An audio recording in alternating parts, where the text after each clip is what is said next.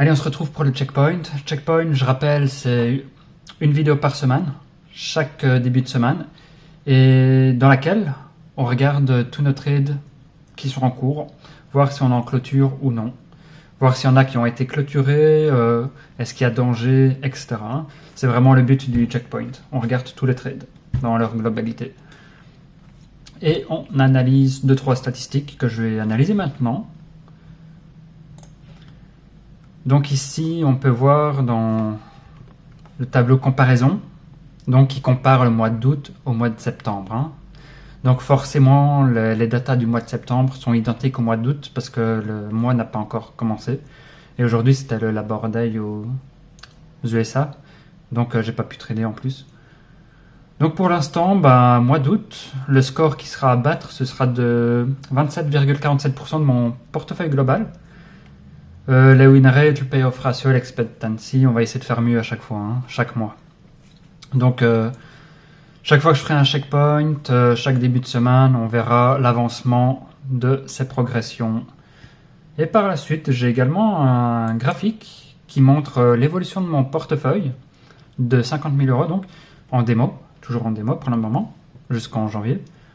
Donc il montre chaque mois leur évolution. Ici on voit que la courbe est orientée vers le haut. Elle n'a jamais eu de mois négatif pour le moment.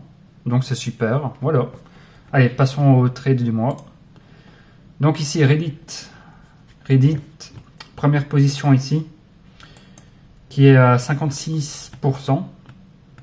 Donc 1800 euros, enfin dollars pour le moment. J'ai également une deuxième position, je sais pas pourquoi elle s'est pas enclenchée. Enfin si, elle est enclenchée, mais elle s'affiche pas. Je sais pas pourquoi. Elle était ici. Et pour l'instant, elle est en positive, de 3%. Donc le titre monte sur Reddit. Est-ce qu'il y a des signaux de faiblesse? Je n'en vois pas, on est au-dessus de la moyenne mobile 10. Pour l'instant, on a une grosse cassure du pivot ici. Le titre a pété le pivot en gap haussier avec des earnings. Et par la suite, il a consolidé, parce qu'il a très fortement monté. Là, il n'a pas su casser la moyenne mobile 21, la bleue, donc bonne nouvelle. Pour le moment, rien d'alarmant sur Reddit. On continue. Leaf, je suis entré ici, à l'ouverture du gap, avec des earnings à nouveau. Earnings super explosif, 3469% en EPS, donc les fondamentaux. Et les earnings de 101%, c'était vraiment super. Je pense qu'il y a un joli potentiel de progression sur ce trade. Pour l'instant, il ne touche toujours pas la moyenne mobile 10, bonne nouvelle, et encore moins la bleue, la 21, donc rien d'alarmant honnêtement sur ce trade, Leaf. Je le verrai bien encore monter. OPRX, je suis rentré en pullback sur la moyenne mobile 10, ici. Et pour le moment, il monte toujours. Je suis toujours en positif, c'est super. Voilà, ça monte. D'ailleurs, il touche même pas la moyenne mobile 10, c'est rien d'alarmant. Juste ici, la clôture en dessous, et encore la moyenne mobile 21, il s'est rien passé avec.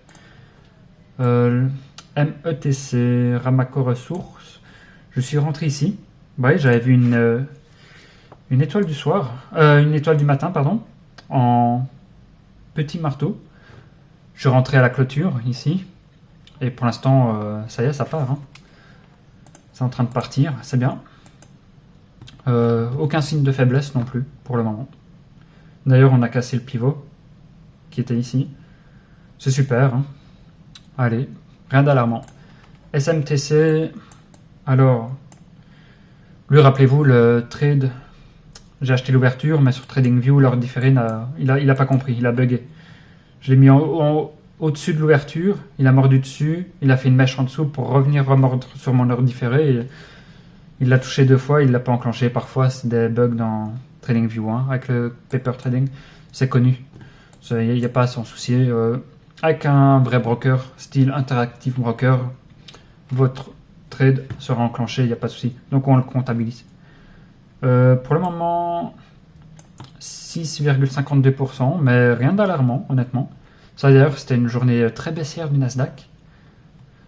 Et il n'a pas fort tant baissé que ça. Et on est toujours assez éloigné de la moyenne mobile 10. Rien d'alarmant. On continue. CELH, je suis rentré sur moyenne mobile 10, pullback. Un petit peu en retard, mais précis quand même. Et ensuite, il a explosé. Hein. Et ensuite, il y a eu la journée baissière du Nasdaq à nouveau. Rien d'alarmant non plus. D'ailleurs, ça clôture en marteau. Donc, lui, il prend 7%. C'est bien. On continue. DQ, je suis rentré ici. Sur la moyenne mobile 10 à nouveau. Nasdaq qui baisse et titre qui progresse. Donc, super. C'est une bonne nouvelle. Et à nouveau, rien d'alarmant non plus. Hein. Pour l'instant, peut-être qu'on est collé au pivot. Il n'a pas su casser le pivot. Ben, à voir, à suivre. Mais pour l'instant, 10% de prix, c'est bien. Alors, comp. Lui, je suis rentré en pullback récemment. Donc, on a un peu moins de data pour celui-là. Et pour l'instant, il est en train de monter de presque 2%. Mon stop est vraiment en dessous de la grosse bougie bleue. Nasdaq qui avait baissé et lui, il a fait un petit doji à longue jambe. Affaire à suivre. Pour l'instant, aucun signe de faiblesse. C'est bien. Zep, c'est joli. Très très joli. Je suis entré ici. Et bah, il a pris 21% alors que le Nasdaq était en journée baissière. Très joli. Rien d'alarmant honnêtement. D'ailleurs, cassure d'un pivot ici. Après, on a un petit pivot ici à casser aussi, hein, mais je pense qu'il va y aller. Les volumes sont en train d'accélérer d'ailleurs. C'est super. Je pense que Zep a un très bon potentiel également. Ah oui, c'est une action très volatile. Hein. L'ADR est de 16%. On est sur de la grosse volatilité. Et le dernier, c'est WBT. WBT, je suis rentré ici. Et bah, il n'a rien fait. Hein. Je suis rentré à la clôture du soir. Donc quelques minutes avant la fermeture des marchés. Donc c'est un break-even. Enfin, il n'a rien fait. Je suis à 0. Je voulais également entrer sur Alab. Mais j'étais claqué. J'ai pas eu le temps de... J'étais fatigué. C'est pour ça que maintenant j'arrête une vidéo par trade. Désormais ce sera une vidéo par semaine. Les checkpoints. Ça me permettra d'entrer sur plus d'actions. De qualité toujours. Donc je voulais entrer ici. Donc j'aurais été en positif de 1,73%. C'est dommage. Cependant j'ai mis une alerte. Hein. S'il revient ici à ce niveau, je rentrerai dessus. Je vais peut-être augmenter un petit peu. Maintenant, je vais la placer sur la moyenne mobile 10. Et on va attendre. Hein. C'est un pullback. Je vais même mettre un ordre différé. Hein. Et puis, si ça mord, je mettrai probablement un stop ici, en dessous de la grosse bougie rouge. Ou alors, en dessous de la bougie verte, ici, au choix. Si vous voulez être plus large, allez, on va le mettre ici, le stop. Et on va attendre que ça morde ici. Je serai alerté et on verra. Parce que les fondamentaux, le PS surtout, il est vraiment joli. Hein. Et il n'a pas corrigé tant que ça avec la journée baissière du Nasdaq. C'est prometteur, honnêtement. Voilà. Donc voilà, j'ai fait le tour de toutes les actions. On est bien, rien d'alarmant, honnêtement, sur toutes les actions qui sont en cours.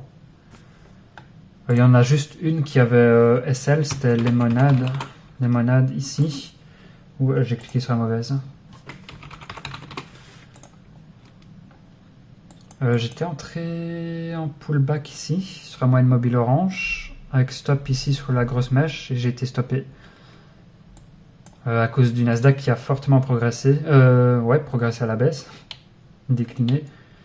Sinon, à voir, peut-être qu'elle va se reprendre, celle-là. On verra. Mais je pense pas que je vais réentrer dedans pour le moment. Elle n'est pas spécialement si exceptionnelle que ça pour que je revienne en mode revenge trade. Hein. Voilà. Belle semaine en cours. Hein. Donc demain, mardi, les marchés ouvrent enfin. Ce n'est plus férié. Et je verrai s'il y a des opportunités ou pas. Alab, qui est dans le viseur. Et sinon, je vais refaire ma checklist de A à Z. J'ai tout renettoyé et la réactualisé pour le mois de septembre. Allez, à plus.